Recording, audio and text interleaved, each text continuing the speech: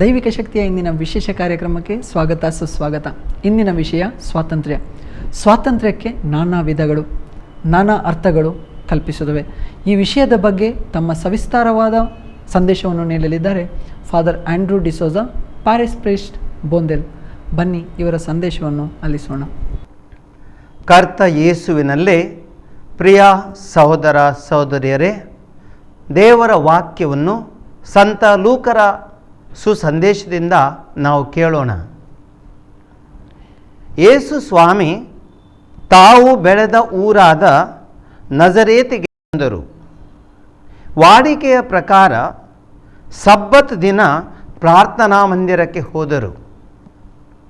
ಅಲ್ಲಿ ಪವಿತ್ರ ಗ್ರಂಥವನ್ನು ಓದುವುದಕ್ಕೆ ಅವರು ಎದ್ದು ನಿಂತಾಗ ಪ್ರವಾದಿ ಯೆಶಾಯನ ಗ್ರಂಥದ ಸುರುಳಿಯನ್ನು ಅವರ ಕೈಗೆ ಕೊಟ್ಟರು.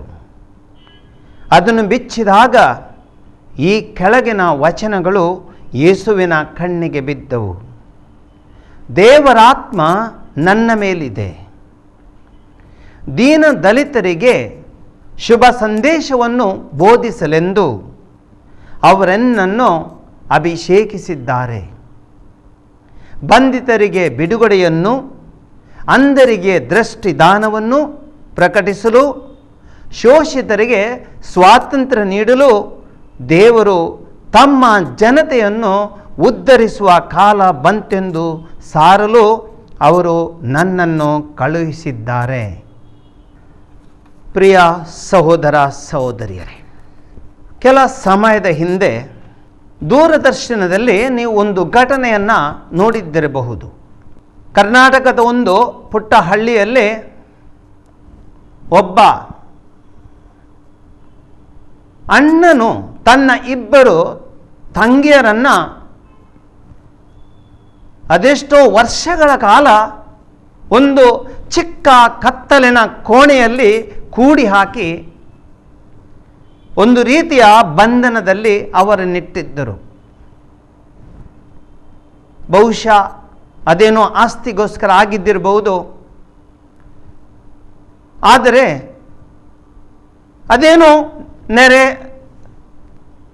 ಅದೇನೋ ನೆರೆಯವರಿಗೆ ತಿಳಿದು ಅವರು ಅದನ್ನು ತಿಳಿದುಕೊಂಡು ಕೆಲವು ಬುದ್ಧಿಜೀವಿಗಳು ಇವರ ನೆರವಿಗೆ ಬಂದರು. ಇವರನ್ನು ಈ ಕತ್ತಲೆ ಕೋಣೆಯಿಂದ ಬಿಡಿಸಿದರು. ಪ್ರತಿ ಮನುಷ್ಯನಿಗೆ ಸ್ವಾತಂತ್ರ್ಯವೆಂಬುದು ಬಹಳ ಮುಖ್ಯ. ತನಗಿರುವ ಎಲ್ಲ ಬಂಧನದಿಂದ ಬಿಡುಗಡೆ ಪಡಲು ಪ್ರತಿಯೊಬ್ಬನು ಇಚ್ಛಿಸ್ತಾನೆ ತನ್ನ ಜೀವನದಲ್ಲಿ. ಒಂದು ಹಕ್ಕಿಯನ್ನು ನೀವು ನೋಡಿದ್ದಿರಬಹುದು. ಒಂದು ಗೂಡಿನಲ್ಲಿದ್ದ ಹಕ್ಕಿಯು ಎಂದೆಂದೂ ಸಂತೋಷದಲ್ಲಿಲ್ಲ.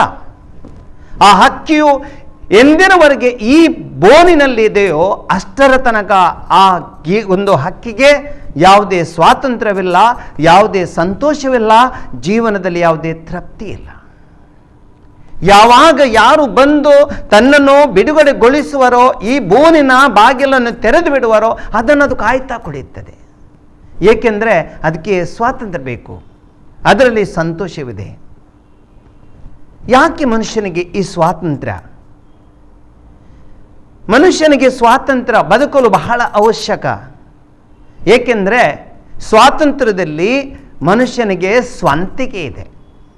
ಯಾವುದೇ ಮನುಷ್ಯನು ಇನ್ನೊಬ್ಬರ ಗುಲಾಮನಾಗಿ ಬಾಳಲಿಕ್ಕೆ ಇಚ್ಛೆ ಪಡುವುದಿಲ್ಲ. ಯಾಕೆಂದರೆ ಅದು ತನ್ನ ಸ್ವಂತಿಕೆಯಲ್ಲ.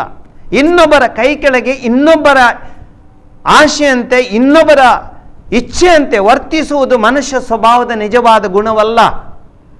ಇದು ಗುಲಾಮಗಿರಿ, ದಾಸ್ಯತನ. ಇದು ಮನುಷ್ಯ ಜೀವನಕ್ಕೆ ಖಂಡಿತವಾಗಿಯೂ ಸಲ್ಲುವಂಥದ್ದಲ್ಲ. ಅದಕ್ಕಾಗಿ ಮನುಷ್ಯನು ಖಂಡಿತವಾಗಿಯೂ ಇಂಥ ದಾಸ್ಯತನದಿಂದ ಬಿಡುಗಡೆಗೊಳ್ಳಲು ಇಚ್ಛಿಸುತ್ತಾನೆ. ಮನುಷ್ಯನು ಸ್ವತಂತ್ರ ಜೀವಿ. ದೇವರು ಆತನಿಗೆ ಒಂದು ಒಳ್ಳೆಯ ವಿವೇಚನಾ ಶಕ್ತಿಯನ್ನು ಕೊಟ್ಟಿರುತ್ತಾರೆ.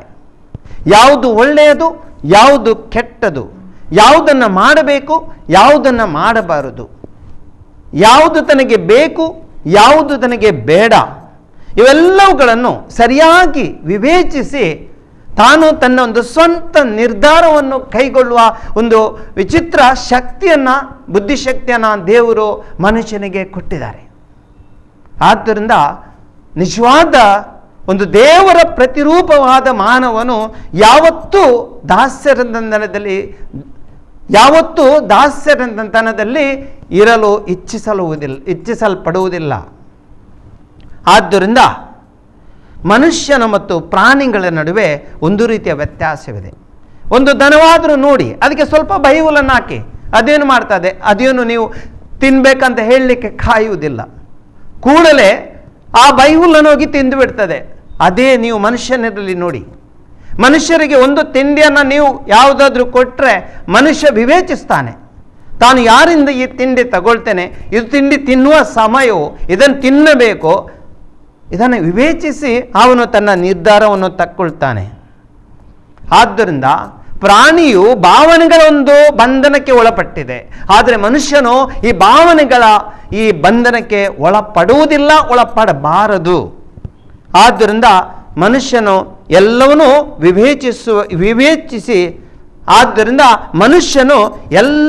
ವಿವೇಚಿಸಿ ತನ್ನ ಸ್ವತಂತ್ರ ನಿರ್ಧಾರವನ್ನು ತಕ್ಕೊಳ್ತಾನೆ.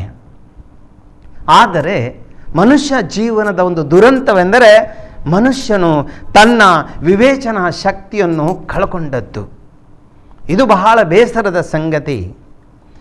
ಯಾವಾಗ ಪಾಪವು ಮಾನವನ್ನ ಆವರಿಸಿಕೊಂಡಿತೋ ಆಗ ಮನುಷ್ಯನು ಈ ಪಾಪದ ಗುಲಾಮನಾಗಿ ಬಿಟ್ಟನು. ಬೈಬಲ್ನಲ್ಲಿ ಓದುತ್ತೇವೆ ನಾವು, ಆದಿಕಾಂಡದಲ್ಲಿ 1ನೇ ಅಧ್ಯಾಯ 26ನೇ ವಾಕ್ಯ ನಮಗೆ ಸ್ಪಷ್ಟವಾಗಿ ಹೇಳುತ್ತದೆ, ದೇವರು ಮನುಷ್ಯನನ್ನು ತನ್ನ ರೂಪದಲ್ಲೇ ದೇವರು ಮನುಷ್ಯನನ್ನು ತನ್ನ ರೂಪದಲ್ಲೇ ಸೃಷ್ಟಿಸಿದರು, ಎಲ್ಲ ಶಕ್ತಿಯನ್ನು ಅವನಿಗೆ ನೀಡಿದರು. ಆದರೆ ಮನುಷ್ಯನಲ್ಲಿ ಏನಾಯಿತು? ಯಾವಾಗ ಏದೆನ್ ತೋಟದಲ್ಲಿ ಜೀವಿಸುತ್ತಿದ್ದ ಮಾನವನು ದೇವರಿಗಿಂದ ಎಲ್ಲವನ್ನು ಕೊಡಲ್ಪಟ್ಟು ದೇವರ ಆ ಎಲ್ಲ ಯಾವಾಗ ಮನುಷ್ಯನು ಆ ಏದೆನ್ ತೋಟದಲ್ಲಿ ದೇವರ ಎಲ್ಲ ವರಗಳನ್ನು ಸ್ವೀಕರಿಸಿಕೊಂಡು ಸಂತೋಷವಾಗಿ ಇದ್ದನೋ ಆ ಗಳಿಗೆಯಲ್ಲಿ ಆ ಸೈತಾನನ ಪ್ರಲೋಭನೆಗೆ ಒಳಪಟ್ಟು ಮನುಷ್ಯನು ಪಾಪಕ್ಕೆ ಬಲಿಯಾಗುತ್ತಾನೆ. ದೇವರ ಆಜ್ಞೆಯನ್ನು ಆತ ಮುರಿಯುತ್ತಾನೆ. ದೇವರ ಆಜ್ಞೆಯನ್ನು ಮುರಿದ ತಕ್ಷಣವೇ ಆತನು ಪಾಪದ ಬಂಧನಕ್ಕೆ ಒಳಪಡುತ್ತಾನೆ. ಮನುಷ್ಯನಲ್ಲಿ ಆ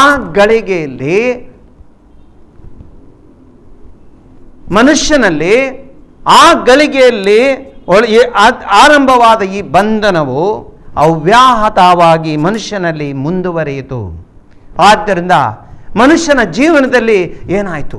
ರೋಮನ್ನರಿಗೆ ಬರೆದ ಪತ್ರದಲ್ಲಿ ಸಂತ ಪೌಲರು ಬಹಳ ಸುಂದರವಾಗಿ ಇದನ್ನು ವರ್ಣಿಸುತ್ತಾರೆ. ಮನುಷ್ಯ ತನ್ನ ಜೀವನದಲ್ಲಿ ಯಾವ ರೀತಿಯಲ್ಲಿ ಕೆಟ್ಟತನಕ್ಕೆ ಬಲಿಯಾಗುತ್ತಾನೆ. ಈ ದೇವರ ವಾಕ್ಯವನ್ನು ಆಲಿಸೋಣ.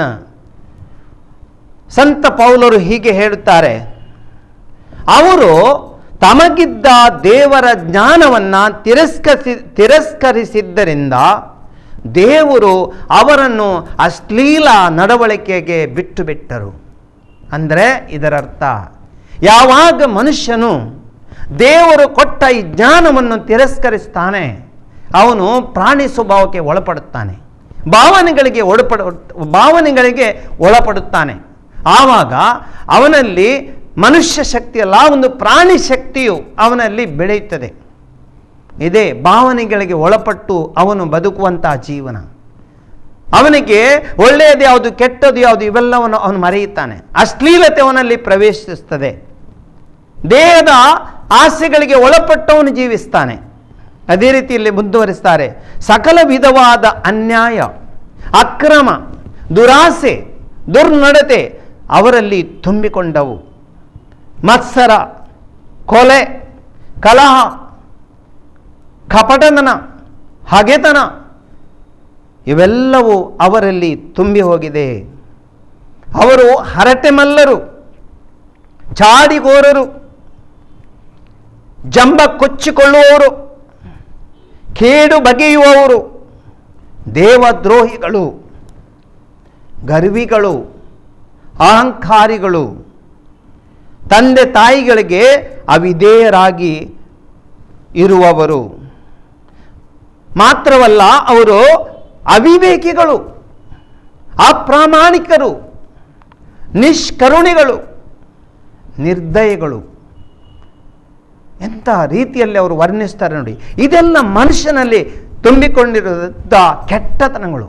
ಏನಾಗ್ತದೆ, ಯಾವಾಗ ಮನುಷ್ಯನು ದೇವರನ್ನು ತನ್ನಿಂದ ದೂರ ಮಾಡುತ್ತಾನೋ, ಯಾವಾಗ ಈ ದೇವರ ಜ್ಞಾನವನ್ನು ಮನುಷ್ಯನು ಅವನು ಬಿಟ್ಟು ಬಿಡ್ತಾನೋ, ಆವಾಗ ಇವೆಲ್ಲವೂ ಕೆಟ್ಟ ಚಾಳಿಗಳು, ಕೆಟ್ಟ ಗುಣಗಳು, ದುರ್ಗುಣಗಳು, ಕೆಟ್ಟ ಇವೆಲ್ಲವೂ ಮನುಷ್ಯನಲ್ಲಿ ಪ್ರವೇಶಿಸುತ್ತೆ. ಮನುಷ್ಯನು ಈ ಎಲ್ಲ ಕೆಟ್ಟತನಗಳಿಗೆ ಗುಲಾಮನಾಗಿ ಬಿಡ್ತಾನೆ. ಅವನು ಸ್ವತಂತ್ರವಾಗಿರುವುದಿಲ್ಲ. ಅವನ ಬದುಕು ದಾಸ್ಯದ ಬದುಕು, ಗುಲಾಮಗಿರಿಯಲ್ಲಿ ಇರುವ ಬದುಕು. ಹಳೆ ಒಡಂಬಡಿಕೆಯಲ್ಲಿ ನಾವು ನೋಡುತ್ತೇವೆ, ಐಗುಪ್ತದಲ್ಲಿ ಇಸ್ರಾಯೇಲರು ಆ ಗುಲಾಮಗಿರಿಯ ಜೀವನವನ್ನು ನಡೆಸ್ತಾರೆ. ಆ ಸಮಯದಲ್ಲಿ ಹಿಂಸೆಗೊಳಪಡುತ್ತಾರೆ. ಸ್ವಾತಂತ್ರ್ಯ ಇಲ್ಲ, ಅವರಿಗೆ ಸ್ವಾತಂತ್ರ್ಯವಿಲ್ಲ, ತನ್ನ ಸ್ವಂತ ನಿರ್ಧಾರಗಳಿಲ್ಲ, ದುರ್ಬರ ಬದುಕು. ಆ ಬದುಕಿನಲ್ಲಿ ದೇವರಲ್ಲಿ ಅವರು ಗೋಳಾಡುತ್ತಾರೆ. ದೇವರೇ ನಮ್ಮನ್ನು ಕಾಪಾಡಿ ಎಂದು ಬೊಬ್ಬೆ ಇಡುತ್ತಾರೆ. ದೇವರು ಅವರ ಈ ಬೊಬ್ಬೆಯನ್ನು ಕೇಳುತ್ತಾರೆ. ನೋಡಿ, ಇದುವೇ ದಾಸ್ಯದ ಬದುಕು. ದಾಸ್ಯದ ಬದುಕಿನಲ್ಲಿ ಮನುಷ್ಯನಿಗೆ ತೃಪ್ತಿ ಇಲ್ಲ, ಸ್ವಾತಂತ್ರ್ಯವಿಲ್ಲ. ಅವನು ಯಾವಾಗಲೂ ಇಂಥ ಒಂದು ಪರಿಸ್ಥಿತಿಯಲ್ಲಿ ಬಿಡುಗಡೆಯನ್ನು ಇಚ್ಛಿಸ್ತಾನೆ. ಆದ್ದರಿಂದ ಇದೇ ಮನುಷ್ಯನಲ್ಲಿ ಆದ ದೊಡ್ಡ ದುರಂತ. ಯಾವಾಗ ಮನುಷ್ಯನಲ್ಲಿ ಇಂಥ ಒಂದು ಕೆಟ್ಟತನ ತುಂಬಿಕೊಳ್ಳುತ್ತದೋ, ಆವಾಗ ಮನುಷ್ಯನು ಅದರ ಫಲವಾಗಿ ತನ್ನ ಜೀವನದಲ್ಲಿ ತುಂಬ ಕೆಟ್ಟ ಜೀವನವನ್ನು ನಡೆಸ್ತಾನೆ. ನಾವೇ ನಮ್ಮ ಜೀವನದಲ್ಲಿ ಅನೇಕದಲ್ಲಿ ನೋಡ್ತೇವೆ. ಯಾರು ಯಾರು ತನ್ನ ತಮ್ಮ, ಯಾರು ತನ್ನ ತಂದೆ, ಯಾರು ತನ್ನ ತಾಯಿ, ಯಾರು ತನ್ನ ಹೆಂಡತಿ, ಯಾರು ತನ್ನ ಗಂಡ, ಯಾರು ಪರರು, ಯಾರು ತನ್ನವರು, ಎಲ್ಲವನ್ನು ಮನುಷ್ಯ ಮರೆತು ಬಿಡ್ತಾನೆ. ಎಲ್ಲವನ್ನು ಮರೆತು ಬಿಡ್ತಾನೆ. ಅಕ್ರಮ ದುರಾಸೆಗೆ ಅವನು ಒಳಪಡುತ್ತಾನೆ. ದುರ್ನಡತೆ ಅವನಲ್ಲಿ ತುಂಬಿಕೊಳ್ಳುತ್ತದೆ. ಇದರಿಂದ ಮನುಷ್ಯನ ಜೀವನ ಬಹಳ ದುಃಖಕರವಾಗುತ್ತದೆ. ಸಹೋದರ ಸಹೋದರಿಯರೇ, ಇಂಥ ಪರಿಸ್ಥಿತಿಯಲ್ಲಿ ಮಾನವನು ಬದುಕಲು ದೇವರು ಖಂಡಿತ ಇಚ್ಛಿಸ್ತಿಲ್ಲ. ಯಾಕೆಂದರೆ ದೇವರು ಮನುಷ್ಯನನ್ನು ತನ್ನ ರೂಪದಲ್ಲಿ ಸೃಷ್ಟಿಸಿದ್ದಾರೆ. ಇಂಥ ಮನುಷ್ಯನನ್ನು ದೇವರು ತುಂಬ ಪ್ರೀತಿಸುತ್ತಾರೆ. ನಮ್ಮ ಪ್ರೀತಿಸುವ ದೇವರು ಯಾವತ್ತೂ ಮನುಷ್ಯನು ಇಂಥ ರೀತಿಯಲ್ಲಿ ಬದುಕಲು ಖಂಡಿತ ಇಚ್ಛಿಸುವುದಿಲ್ಲ, ಇಚ್ಛೆ ಪಡುವುದಿಲ್ಲ. ಆದ್ದರಿಂದ ದೇವರು ಈ ಪಾಪದ ಆದುದರಿಂದ ದೇವರು ಮನುಷ್ಯನನ್ನು ಈ ಪಾಪದಿಂದ ಬಿಡುಗಡೆಗೊಳಿಸುವುದಕ್ಕೋಸ್ಕರ ಒಂದು ಯೋಜನೆಯನ್ನು ಹಾಕಿಕೊಂಡರು. ತನ್ನ ಏಕಮಾತ್ರ ಪುತ್ರನನ್ನು ಈ ಲೋಕಕ್ಕೆ ಕಳುಹಿಸಿದರು, ಅವರನ್ನು ಅಭಿಷೇಕಿಸಿದರು. ಇದನ್ನೇ ನಾವು ಈಗ ಕೆಲ ಸಮಯದ ಹಿಂದೆ ಸಂತ ಲೂಕರ ವಾಚನದಲ್ಲಿ ನಾವು ಕೇಳಿದ್ದೇವೆ. ದೇವರನ್ನು ಅಭಿಷೇಕಿಸಿದ್ದಾರೆ. ಎಲ್ಲರನ್ನು ದೇವರು ನನ್ನನ್ನು ಅಭಿಷೇಕಿಸಿದ್ದಾರೆ. ಬಂಧಿತರಿಗೆ ಬಿಡುಗಡೆಯನ್ನು, ಅಂಧರಿಗೆ ದೃಷ್ಟಿದಾನವನ್ನು ಪ್ರಕಟಿಸಲು, ಶೋಷಿತರಿಗೆ ಸ್ವಾತಂತ್ರ್ಯ ನೀಡಲು ದೇವರು ತಮ್ಮ ಜನತೆಯನ್ನು ಉದ್ಧರಿಸುವ ಕಾಲ ಬಂತೆಂದು ಸಾರಲು ಅವರು ನನ್ನನ್ನು ಕಳುಹಿಸಿದ್ದಾರೆ. ಅದೆಂಥ ಸಂತೋಷದ ಸಂಗತಿ. ದೇವರು ನೋಡಿ, ದೇವರ ಪ್ರೀತಿಯು ಇಂಥ ಒಂದು ರೀತಿಯಲ್ಲಿ ಮನುಷ್ಯನಲ್ಲಿ ಹರಿದು ಬರುತ್ತದೆ. ದೇವರು ಮನುಷ್ಯನ ರೂಪದಲ್ಲಿ ಈ ಲೋಕಕ್ಕೆ ಬಂದು ಯೇಸುವಿನ ಆ ರೂಪದಲ್ಲಿ ಎಲ್ಲ ಈ ಲೋಕದಲ್ಲಿರುವ ಬಂಧನದಲ್ಲಿರುವ ಎಲ್ಲ ಮನುಷ್ಯರನ್ನು ಕೆಟ್ಟತನದಿಂದ ಎಲ್ಲ ರೀತಿಯ ಬಂಧನಗಳಿಂದ ಬಿಡಿಸಲು ಇಚ್ಛೆ ಪಡುತ್ತಾರೆ. ಅದಕ್ಕಾಗಿ ಅವರು ಅಭಿಷೇಕಿಸಲ್ಪಡುತ್ತಾರೆ. ಅದೇ ಯೇಸು ತನ್ನ ಜೀವನದಲ್ಲಿ ಯಾವ ರೀತಿಯಲ್ಲಿ ಮನುಷ್ಯನಿಗೆ ಈ ಬಿಡುಗಡೆಯನ್ನು ನೀಡುತ್ತಾರೆ ಎಂಬುದನ್ನು ಬೈಬಲ್ನಲ್ಲಿ ನಾವು ಕೇಳುತ್ತೇವೆ. ಯೋಹಾನನ ಸುವಾರ್ತೆ 4ನೇ ಅಧ್ಯಾಯ ನಾವು 5ನೇ ವಾಕ್ಯದಿಂದ ನಾವು ನೋಡುತ್ತೇವೆ. ಸಮಾರ್ಯದ ಸಿಕಾರೆಂಬ ಒಂದು ಸ್ಥಳದಲ್ಲಿ ಯೇಸು ಹೋಗುವಾಗ ಅಲ್ಲಿ ಅವರು ಬಾಯಾರಿದ್ರು. ಅಲ್ಲಿ ತಾನು ಆ ಬಾವಿಯ ಬದಿಯಲ್ಲಿ ಕುಳಿತಿರುವಾಗ ಒಬ್ಬ ಹೆಂಗಸು ಅಲ್ಲಿ ಬರುತ್ತಾರೆ. ಅವರಲ್ಲಿ ಯೇಸು ಸ್ವಾಮಿ ಹೇಳ್ತಾರೆ, ನನಗೆ ಸಹೋದರಿ, ನನಗೆ ಸ್ವಲ್ಪ ಕುಡಿಯಲು ಕೊಂಚ ನೀರು ಕೊಡು. ಅವರು ಬಾಯಾರಿದ್ದು ಇದು ಸಾಮಾನ್ಯ ಬಾಯಾರಿಕೆ ಅಲ್ಲ, ಇದು ಅವರ ಆಧ್ಯಾತ್ಮಿಕ ಬಾಯಾರಿಕೆ. ಈ ಹೆಂಗಸು ಕೆಟ್ಟ ಜೀವನವನ್ನು ನಡೆಸ್ತಾರೆ, ಒಂದು ವೇಶ್ಯಾವೃತ್ತಿಯನ್ನು ನಡೆಸ್ತಾರೆ. ಇಂಥ ಒಂದು ಕೆಟ್ಟತನದಲ್ಲಿ ಬಾಳುವ ಈ ಹೆಂಗಸಿಗೆ ಈ ಬಂಧನದಿಂದ ಬಿಡುಗಡೆ ನೀಡಬೇಕು ಎಂಬುದು ಯೇಸುವಿನ ಆಸೆ. ಅದಕ್ಕಾಗಿ ಅವರು ಇದನ್ನು ಕೇಳುತ್ತಾರೆ. ಒಂದು ರೀತಿಯ ಸಂಘರ್ಷ ಈ ಮಹಿಳೆ ಮತ್ತು ಯೇಸುವಿನಲ್ಲಿ ನಡೆಯುತ್ತದೆ. ಈ ಸಂಘರ್ಷದಲ್ಲಿ ಕೊನೆಗೆ ಆ ಯೇಸು ಜಯಿಸ್ತಾರೆ. ಈ ಮಹಿಳೆಯು ತನ್ನ ಪಾಪವನ್ನು ಎಲ್ಲವನ್ನು ಒಪ್ಪಿಕೊಳ್ಳುತ್ತಾಳೆ. ತಾನು ಈ ಪಾಪಿ ಜೀವನವನ್ನು ತೊರೆದು ಎಲ್ಲ ಕೆಟ್ಟತನವನ್ನು ತೊರೆದು ಈ ಲೋಕದ ಈ ಬಂಧನದಿಂದ ಬಿಡುಗಡೆಗೊಳ್ಳಲು ಸಂತೋಷದಿಂದ ಯೇಸುವಿನಲ್ಲಿ ಪ್ರಾರ್ಥಿಸ್ತಾಳೆ ಮತ್ತು ಈ ವರವನ್ನು ಅವಳು ಪಡೆಯುತ್ತಾಳೆ, ಬಿಡುಗಡೆಯನ್ನೇ ಪಡೆಯುತ್ತಾಳೆ. ಬಹಳ ಸಂತೋಷದಿಂದ ಅವಳು ಇಲ್ಲಿಂದ ಹೋಗುತ್ತಾಳೆ. ಇದು ನೋಡಿ, ಸುಂದರವಾದ ರೀತಿಯಲ್ಲಿ ಇದನ್ನು ನಾವು ಕಾಣ್ತಿದ್ದೇವೆ. ಮಾರ್ಕನ ಸುಸಂದೇಶ 5ನೇ ಅಧ್ಯಾಯ ವಾಕ್ಯ 1 ನಾವು ಕೇಳುತ್ತೇವೆ. ಗೆರಸೇನರ ಪ್ರಾಂತದಲ್ಲಿ ದೆವ್ವ ಹಿಡಿದವನಿಗೆ ಯೇಸು ಸ್ವಾಮಿ ಬಿಡುಗಡೆಯನ್ನು ನೀಡುತ್ತಾರೆ. ಗೆರಸೇನರ ಪ್ರಾಂತದಲ್ಲಿ ಆ ದೆವ್ವ ಪೀಡಿತನು ಅವನು ಬದುಕಿರುವಂತಹ ಜೀವನವಂತೂ ಬಹಳ ಕೆಟ್ಟದು. ಸಮಾಧಿಗಳಲ್ಲಿ, ಘೋರಿಗಳಲ್ಲಿ ಮನುಷ್ಯತ್ವವನ್ನು ಕಳೆದೊಂದು ಪ್ರಾಣಿ ಸ್ವಭಾವದಲ್ಲಿ ಅವನು ಜೀವಿಸುತ್ತಿದ್ದನು. ಬಹಳ ಬೇಸರದ ಸಂಗತಿ. ತನ್ನದೇನೆ ತಾನು ಆ ಕಲ್ಲುಗಳಿಂದ ಚುಚ್ಚಿಸಿಕೊಳ್ಳುತ್ತಿದ್ದನು. ಸಂಕೋಲೆಯಿಂದ ಬಂಧಿಸುವುದವನಿಗೆ ಅಸಾಧ್ಯ, ಅಂದರೆ ಆ ಪ್ರಾಣಿ ಸ್ವಭಾವನಲ್ಲಿ ತುಂಬಿಕೊಂಡಿದೆ. ಯೇಸು ಸ್ವಾಮಿ ಅವನನ್ನು ಆ ಸೈತಾನ ಶಕ್ತಿಯಿಂದ ಬಿಡಿಸುತ್ತಾರೆ,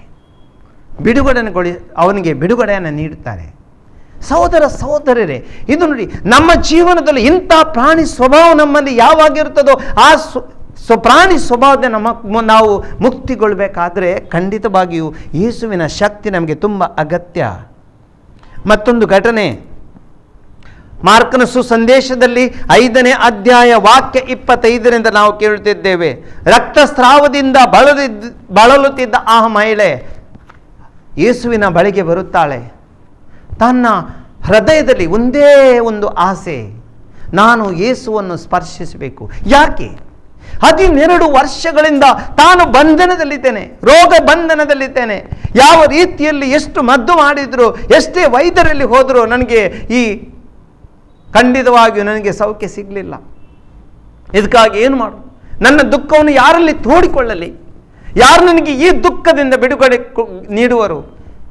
ಯೇಸು ಒಬ್ಬರೇ ತನಗೆ ಬಿಡುಗಡೆ ನೀಡುವರು ಎಂದು ಅರಿತ ಈ ಮಹಿಳೆ ಆ ಜನರ ಒಂದು ಸಮೂಹದ ನಡುವೆ ನುಗ್ಗಿ ಯೇಸುವಿನ ಆ ಪವಿತ್ರ ವಸ್ತ್ರವನ್ನು ಅವರು ಸ್ಪರ್ಶಿಸುತ್ತಾರೆ. ಅದೇ ಗಳಿಗೆಯಲ್ಲಿ ಅವರು ಗುಣ ಹೊಂದುತ್ತಾರೆ. ಅದೆಂಥ ಸಂತೋಷದ ಸಂಗತಿ. ಆದ್ದರಿಂದ ಈ ರೀತಿಯಲ್ಲಿ ಸಹೋದರ ಸಹೋದರರೇ, ನಾವು ನಮ್ಮ ಜೀವನದಲ್ಲಿ ಒಂದು ರೀತಿಯ ಆಂತರಿಕ ಬಂಧನಕ್ಕೆ ಒಳಪಟ್ಟಿದ್ದೇವೆ. ಈ ಆಂತರಿಕ ಬಂಧನದಿಂದ ನಾವು ಖಂಡಿತವಾಗಿಯೂ ಹೊರಗೆ ಬರಬೇಕು, ಬಿಡುಗಡೆಗೊಳ್ಳಬೇಕು. ಇದು ನಮ್ಮ ಬಾಹ್ಯ ಬಂಧನವಲ್ಲ, ಇದು ಆಧ್ಯಾತ್ಮಿಕ ಬಂಧನ, ಆಂತರಿಕ ಬಂಧನ. ಮಾರ್ಕನ ಸುಸಂದೇಶದಲ್ಲಿ ನಾವು ಇದನ್ನು ಕಾಣುತ್ತೇವೆ ಬಹಳ ಸುಂದರವಾದ ರೀತಿಯಲ್ಲಿ. 7ನೇ ಅಧ್ಯಾಯ ಯೇಸು ನಮಗೆ ಅದನ್ನು ವಿವರಿಸ್ತಾರೆ. ಆದರೆ ಮನುಷ್ಯನ ಅಂತರಂಗದಿಂದ ಹೊರಹೊಮ್ಮುವ ಯೋಚನೆಗಳು ಅವನನ್ನು ಕಲುಷಿತಗೊಳಿಸುತ್ತವೆ. ಹಾಗಾದರೆ ಬಂಧನಕ್ಕೆ ಕಾರಣವೇನು? ಇದು ಬಾಹ್ಯ ಬಂಧನವಲ್ಲ, ಹೊರಗಿಂದ ಬರುವಂಥದ್ದಲ್ಲ, ಮನುಷ್ಯನ ಹೃದಯದಲ್ಲಿದೆ. ಮನುಷ್ಯನ ಈ ಹೃದಯದಲ್ಲಿ ಇಂಥ ಕಿಡುಕು, ಕೆಟ್ಟತನ ಆವರಿಸಿಕೊಂಡಿದೆ. ಯಾವುದು? ಮಾನವನ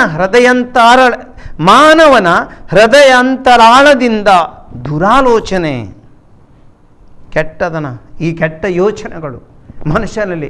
ಯಾವಾಗ ನಾನು ಇತರಿಗೆ ಮೋಸ ಮಾಡೋದು, ಯಾರಿಗೆ ನಾನು ಯಾವ ರೀತಿಯಲ್ಲಿ ಒಂದು ರೀತಿಯಲ್ಲಿ ಕೆಡುಕು ಬಗೆಯುವುದು, ಈ ಕೆಟ್ಟ ದುರಾಲೋಚನೆಗಳು ನಮ್ಮ ಜೀವನದಲ್ಲಿ ಸದಾಕಾಲ ಇರುತ್ತವೆ. ಅನೈತಿಕತೆ, ಕಳ್ಳತನ, ಕೊಲೆ, ಇಂಥ ಕೆಟ್ಟತನಗಳು, ಅನೈತಿಕತೆ ನಮ್ಮ ಜೀವನದಲ್ಲಿ ದೇವರ ಒಂದು ಪವಿತ್ರ ನಾವೆಲ್ಲರೂ ದೇವರ ಆಲಯ ಎಂಬುದು ಸಂತ ಪೌಲರು ಕೊರಿಂಥ ದೇವರಿಗೆ ಬರೆದ ಪತ್ರದಲ್ಲಿ 3ನೇ ಅಧ್ಯಾಯ 16ನೇ ವಾಕ್ಯದಲ್ಲಿ ಹೇಳ್ತಾರೆ. ಆದರೆ ನಮ್ಮ ಈ ಪವಿತ್ರ ದೇಹ ಇಂದು ಈ ಲೋಕದ ಆಸೆಗಳಿಗೆ ಒಳಪಟ್ಟಿದೆ, ದೇಹದ ಈ ಭಾವನೆಗಳಿಗೆ ಒಳಪಟ್ಟಿದೆ. ಆದ್ದರಿಂದ ನಾವು ನೈತಿಕತೆಯನ್ನು ಬಿಟ್ಟು ನಮ್ಮ ಈ ಲೋಕದ ಭೋಗ ಜೀವನಕ್ಕೆ ನಾವು ಒಳಪಡುತ್ತೇವೆ. ಆದ್ದರಿಂದ ನಾವು ಈ ದಾಸ್ಯಕ್ಕೆ ಒಳಪಡುತ್ತೇವೆ. ಕಳ್ಳತನ, ಕೊಲೆ, ವ್ಯಭಿಚಾರ, ಲೋಭ, ಕೆಡುಕುತನ, ಮೋಸ, ಬಂಡತನ, ಅಸೂಯೆ, ಅಪದೂರು, ಅಹಂಕಾರ, ಮೂರ್ಖತನ ಇವೆಲ್ಲವೂ ಮನುಷ್ಯನ ಹೃದಯದಿಂದ ಹೊರಗೆ ಬರುತ್ತವೆ. ನೋಡಿ, ಇವೆಲ್ಲವೂ ಮನುಷ್ಯನ ಹೃದಯದಲ್ಲಿ ಇವೆಲ್ಲವೂ ತುಂಬಿಕೊಂಡಿದೆ. ಆದ್ದರಿಂದ ಯಾವಾಗ ಮನುಷ್ಯನು ಇವೆಲ್ಲವನ್ನು ತನ್ನ ಹೃದಯದಲ್ಲಿಟ್ಟುಕೊಂಡು ತನ್ನ ದಿನನಿತ್ಯದ ಜೀವನವನ್ನು ಜೀವಿಸ್ತಾನೋ, ಯಾವ ರೀತಿಯಲ್ಲಿ ನಮಗೆ ಬಿಡುಗಡೆಗೆ ಸಿಗಲಿಕ್ಕೆ ಸಾಧ್ಯ? ಖಂಡಿತ ಸಾಧ್ಯವಿಲ್ಲ. ಸಹೋದರ ಸಹೋದರಿಯರೇ, ಇದನ್ನು ನಾವು ಇವತ್ತು ತಿಳಿದುಕೊಳ್ಬೇಕು. ನಾವು ಅನೇಕ ರೀತಿಯ ಬಂಧನಗಳಿಗೆ ಒಳಪಟ್ಟಿದ್ದೇವೆ. ಇಂದು ಈ ಬಂಧನದಿಂದ ನಾವು ಹೊರಗೆ ಬರಬೇಕು. ಯಾಕೆ? ಈ ಬಂಧನದಲ್ಲಿರುವಾಗ ನಮ್ಮ ಕುಟುಂಬ ಜೀವನ ಒಳ್ಳೆಯದಾಗುವುದಿಲ್ಲ, ನಮ್ಮ ವೈಯಕ್ತಿಕ ಜೀವನ ಒಳ್ಳೆಯದಾಗುವುದಿಲ್ಲ. ಇಲ್ಲ, ಈ ಅನೈತಿಕತೆ ಜೀವನದಲ್ಲಿ ನಾವು ಜೀವಿಸ್ತೇವೆ. ಇಂದು ನಮ್ಮ ದೇಶದಲ್ಲಿ ನಾವು ಒಂದು ದೃಷ್ಟಿ ಹಾಯಿಸಿದ್ರೆ ನಮಗೆ ತಿಳಿದಲೆ ನಮ್ಮಲ್ಲಿ ನೆಲೆಸಿರುವ ಭ್ರಷ್ಟಾಚಾರ, ಮೋಸ ಇದೆ. ಈ ರೀತಿಯಲ್ಲಿ ನಮ್ಮ ದೇಶದಲ್ಲಿ ನೆಲೆಸಿರುವ ಭ್ರಷ್ಟಾಚಾರ, ಕಳ್ಳತನ, ಮೋಸ, ಅನೈತಿಕತೆ, ಎಲ್ಲೆಲ್ಲೂ ಅತ್ಯಾಚಾರಗಳು ಇವತ್ತು ನಡೆಯುತ್ತವೆ. ಕೇಳುವವರಿಲ್ಲ. ನಮ್ಮ ಈ ದೇಶದಲ್ಲಿ, ನಮ್ಮ ರಾಜ್ಯದಲ್ಲಿ, ನಮ್ಮ ಸುತ್ತಮುತ್ತ ಹೆಣ್ಣು ಮಕ್ಕಳ ಕೊಲೆ ನಡೆಯುತ್ತದೆ. ಯಾರು ಕೇಳುವವರಿಲ್ಲ. ಮನುಷ್ಯ ಭ್ರಷ್ಟಾಚಾರ ಇದು ತುಂಬಿ ತುಳುಕುತ್ತಿದೆ. ಕೆಳಗಿಂದ ತಲೆವರೆಗೆ ಎಲ್ಲವೂ ಭ್ರಷ್ಟಾಚಾರ ತುಂಬಿಕೊಂಡಿದೆ. ಇಂಥ ಒಂದು ಕೆಟ್ಟತನ ಮನುಷ್ಯನಲ್ಲಿದೆ. ನೈತಿಕತೆ ಮನುಷ್ಯ ಮರೆತು ಬಿಟ್ಟಿದ್ದಾನೆ. ಇವತ್ತು ಯಾವುದೇ ಮೌಲ್ಯಗಳಿಗೆ ಬೆಲೆ ಇಲ್ಲ. ಕುಟುಂಬದಲ್ಲಿ ಮೌಲ್ಯಗಳಿಗೆ ಬೆಲೆ ಇಲ್ಲ. ಶಾಲೆಯಲ್ಲಿ ಮೌಲ್ಯಗಳಿಗೆ ಬೆಲೆ ಇಲ್ಲ. ಸಮಾಜದಲ್ಲಿ ಮೌಲ್ಯಗಳಿಗೆ ಬೆಲೆ ಇಲ್ಲ. ಮನುಷ್ಯನ ಯಾವುದು ಒಂದೇ ಒಂದು ತನ್ನ ಭಾವನೆ ಪ್ರಕಾರ ಮನುಷ್ಯನು ಜೀವಿಸುವುದು. ಆದ್ದರಿಂದ ಇಂಥ ಒಂದು ಬಂಧನದಿಂದ ಮನುಷ್ಯನು ಖಂಡಿತವಾಗಿಯೂ ಹೊರಬರಬೇಕಾದರೆ ನಮಗೆ ಒಂದೇ ಒಂದು ದಾರಿ, ಯೇಸುವಿನಲ್ಲಿ ನಾವು ಪ್ರಾರ್ಥಿಸುವುದು. ಪ್ರೇಷಿತರ ಕಲಾಪಗಳು 16ನೇ ಅಧ್ಯಾಯ 25ನೇ ವಾಕ್ಯದಿಂದ ನಾವು ಕೇಳುತ್ತೇವೆ. ಸುಮಾರು ನಡುರಾತ್ರಿಯ ಸಮಯ ಪೌಲ ಮತ್ತು ಸೀಲ ಪ್ರಾರ್ಥನೆ ಮಾಡುತ್ತಾ ದೇವರಿಗೆ ಸ್ತುತಿ ಗೀತೆಗಳನ್ನು ಹಾಡುತ್ತಾ ಇದ್ದರು. ಇತರ ಕೈದಿಗಳಿಬ್ಬರು ಆಲಿಸುತ್ತಿದ್ದರು. ಇದ್ದಕ್ಕಿದ್ದಂತೆ ಭೂಕಂಪ ಉಂಟಾಯಿತು. ಸೆರೆಮನೆಯ ಅಸ್ಥಿವಾರವೇ ಕದಲಿತು. ಆ ಕ್ಷಣವೇ ಕದಗಳೆಲ್ಲ ತೆರೆದವು. ಕೈದಿಗಳೆಲ್ಲರ ಬಂಧನಗಳು ಕಳಚಿ ಬಿದ್ದವು. ಎಚ್ಚೆತ್ತ ಅಧಿಕಾರಿ ಸೆರೆಮನೆಯ ಬಾಗಿಲುಗಳನ್ನೆಲ್ಲ ತೆರೆದು ಇರುವುದನ್ನು ಕಂಡನು. ನೋಡಿ, ಪ್ರಾರ್ಥನೆಗೆ ಅಷ್ಟು ಶಕ್ತಿ ಇದೆ. ಯಾವಾಗ ನೀನು ಹೃದಯಾಂತರಾಳದಿಂದ ದೇವರಲ್ಲಿ ಪ್ರಾರ್ಥಿಸುತ್ತೀಯೋ, ಆ ದೇವರು ನಿನ್ನಲ್ಲಿ ನೆಲೆಗೊಳ್ಳುತ್ತಾರೋ, ನಿನ್ನ ಹೃದಯದಲ್ಲಿ ಆ ದೇವರ ಆಲಯ ನಿನ್ನ ಹೃದಯವು ಆ ದೇವರ ಆಲಯ ಆಗುತ್ತಿದೆಯೋ, ಎಲ್ಲ ನಿನ್ನ ದೇಹದಲ್ಲಿ, ನಿನ್ನ ಆತ್ಮದಲ್ಲಿ ಎಲ್ಲವೂ ದೇವರ ಇಚ್ಛೆ ಪ್ರಕಾರ ನಡೆಯುತ್ತಿದೆಯೋ, ದೇವರ ಶಕ್ತಿಯು ನಿನ್ನಲ್ಲಿ ಹರಿದು ಬರುತ್ತದೋ, ಆ ಗಳಿಗೆಯಲ್ಲಿ ಖಂಡಿತವಾಗಿ ಸಹೋದರ ಸಹೋದರಿಯರೇ, ಆಧ್ಯಾತ್ಮಿಕ ಶಕ್ತಿಯಿಂದ ನಾವು ಯಾವುದೇ ರೀತಿಯ ಈ ಲೋಕದ ಸೈತಾನ ಶಕ್ತಿಯ ಎಲ್ಲ ರೀತಿಯ ಕೆಟ್ಟ ಬಂಧನಗಳಿಂದ ನಾವು ಬಿಡುಗಡೆಗೊಳ್ಳುತ್ತೇವೆ. ಅಂತ ಪ್ರಾರ್ಥನಾ ಶಕ್ತಿ ನಮಗೆ ಬಹಳ ಮುಖ್ಯ. ದೇವರಲ್ಲಿ ನಾವು ಪ್ರಾರ್ಥಿಸೋಣ. ಒಂದು ಗಳಿಗೆ ದಯಾಮಯಿ ದೇವರೇ, ನಿಮ್ಮ ದಿವ್ಯ ಶಕ್ತಿಯನ್ನು ನಮ್ಮಲ್ಲಿ ತುಂಬಿರಿ. ನಮ್ಮ ದಿನನಿತ್ಯದ ಜೀವನದಲ್ಲಿ ನಾವು ಅನೇಕ ರೀತಿಯ ಕೆಟ್ಟತನಗಳಿಗೆ ಒಳಪಟ್ಟಿದ್ದೇವೆ, ಅನೇಕ ಬಂಧನಗಳಿಗೆ ಒಳಪಟ್ಟಿದ್ದೇವೆ. ಸ್ವಾಮಿ ದೇವರೇ, ಈ ಲೋಕಕ್ಕೆ ನಿಮ್ಮ ಮಗನನ್ನು ನೀವು ಕಳುಹಿಸಿದ್ದೀರಿ. ಆ ಮಗನ ಮೂಲಕ ಎಲ್ಲ ರೀತಿಯ ಬಂಧನಗಳಿಂದ ಮನುಷ್ಯನನ್ನು ನೀವು ಮುಕ್ತಿಗೊಳಿಸಿದ್ದೀರಿ. ನನ್ನಲ್ಲಿರುವ ಎಲ್ಲ ಕೆಟ್ಟತನಗಳನ್ನು ದೂರ ಹೋಗಲಾಡಿಸಿ ಎಲ್ಲ ರೀತಿಯ ಈ ಲೋಕದ ಬಂಧನಗಳಿಂದ ನನ್ನನ್ನು ಬಿಡುಗಡೆಗೊಳಿಸಿ ನಿಮ್ಮ ಸ್ತುತಿಯನ್ನು ಮಾಡಲು, ಸದಾ ನಿಮ್ಮ ಇಚ್ಛೆಯಂತೆ ನಡೆದುಕೊಳ್ಳಲು, ನಿಮ್ಮ ವಾಕ್ಯದ ಪ್ರಕಾರ ನಡೆದುಕೊಳ್ಳಲು ದಿವ್ಯ ಶಕ್ತಿಯನ್ನು ನನ್ನಲ್ಲಿ ತುಂಬಿರಿ. ಆ ದಿವ್ಯ ಶಕ್ತಿಯಿಂದ ನನ್ನ ಜೀವನ ಉದ್ಧಾರವಾಗಲಿ, ನನ್ನ ಕುಟುಂಬ ಉದ್ಧಾರವಾಗಲಿ, ಸಮಾಜವು ಉದ್ಧಾರವಾಗಲಿ. ಎಲ್ಲವೂ ನಿನ್ನಿಂದ ದೇವಾ ನನ್ನ ಜೀವನವು ಪವಿತ್ರೀಕರಿಸಲ್ಪಡಲಿ.